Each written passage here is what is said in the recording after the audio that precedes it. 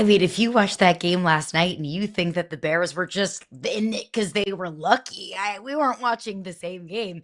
The Bears are good, and the Bears are going to be around because a lot of their talent, they're so young. Kyle Monunga and Rome, Caleb Williams. This is such a young core that maybe there is, we talk a lot about the art of having been there before. The Bears just there before a little bit more. We would be talking about the Bears had they been able to find the end zone in that second in the final few seconds of the game. So I think this is a really good Bears team. I think we saw that on full display last night with Williams and the level that he was playing at. If you want to say that the number one story of the game last night was the level that Caleb Williams played at, that's fine. I don't have any issue with that. So if I'm really excited, you're bummed. You want to see a game as epic as it was last night. And I understand that, but I'm optimistic about the Bears, and I think Bears fans themselves should be optimistic, not just in the product that we saw last night, but the window that feels like is wide open moving forward.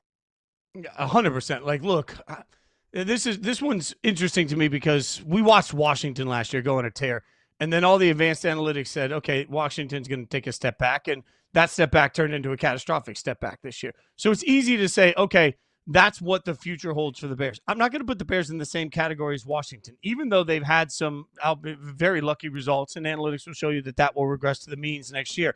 Let's go back and just remember what we thought Washington was going to be this year. Probably a 9 or 10 win team while they built the roster because they overexceeded last year. This year, they've sort of gone the opposite way. The Bears have too much talent to go that far, to me, to where the Washington Commanders have gone this year. I don't think they're poised to have a problem long term, especially the way Caleb has played. It's just gotten better and better and better in this offense. So, to me, the Bears, who, by the way, clinched the NFC North with the Packers' loss to the Ravens on Saturday. So, Chicago's first division title since 2018. That's an incredible moment here. And look, part of that is got to be covered as the meltdown of the Ravens, the meltdown, I should say, of the Packers, who absolutely got run all over by the Ravens.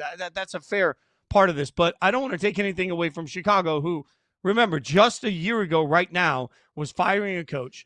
We were trying to figure out, do they have the right quarterback? We got into this season, and plenty of people wanted to turn around and say that Caleb wasn't him based on the first month in Ben Johnson's offense. Were we sure that Ben Johnson could be a head coach? Think about all of the questions that had to be answered to where we are right now. And now all of a sudden you have the Bears, who spent a lot of money in free agency, surrounded him, got the right coaching hire. They did all of these things. And now all of a sudden that first overall pick in Caleb Williams looks like he's turning into a gem and exactly what they wanted him to be. And the Bears look poised. Look, if you want to buy that the NFC at the top is anybody's game, and I personally believe that, the Bears showed you last night in San Francisco that they could come all the way down. Like, they had the ball on whatever it was, end goal situation as time ran out. The Bears had the chance to win this football game at the very end. So I'm not going to rule the Bears out of anything. You see here, first team in NFL history to score 35-plus points, score a defensive turnover, have no defensive touchdown, have no turnovers, allow no sacks, and lose the game. I think in the process of that, the Bears showed you that they are absolutely capable of being a Super Bowl team this year, which is wild to say considering where the Bears were a year ago right now. You also think about they're going to get home field advantage in the postseason. I think that's one of their hidden superpowers. Soldier Field in January. And when you think about some of these West Coast teams, like Matthew Stafford on the road at Soldier Field. Look, if you asked me today, who would I pick for this season, Matthew Stafford or Caleb Williams? No disrespect to Caleb Williams, but I'm taking Matthew Stafford, who I think is going to be the league MVP. But if you say, hey, Matthew Stafford, Caleb Williams, January, Soldier Field, and 5-degree temperatures, and it's a blizzard, give me Caleb Williams 7 days a week and twice on Sunday. So I think, why not this Bears team? Am I going to pick the Bears to beat the Seahawks? Am I going to take the Bears to beat, some of the powers that exist at the top of the NFC outside of Chicago? I probably wouldn't, but maybe that's just because I haven't seen a proof of concept yet for such a young team. I think this Bears team, this iteration of this Bears team absolutely can make some noise and win games in the postseason. Do I think they're a Super Bowl contender right now? I don't know. But if they can win a game in the postseason and continue to get postseason experience, and Caleb Williams continues to develop, because Caleb Williams looks like a much different quarterback today than he did week 1, week 2, week 3, week 4, week 5. This young team continues to get experience and their young quarterback continues to develop, then I think the Bears are going to be not just a very scary team in the playoffs this season, the Bears are going to be a scary team for the next 5+ years. The Bears and the Eagles have the same record as we stand. If the playoffs were to start today, a lot to figure out in Week 18. If the playoffs were to start today, the first round matchup would be Green Bay at Chicago.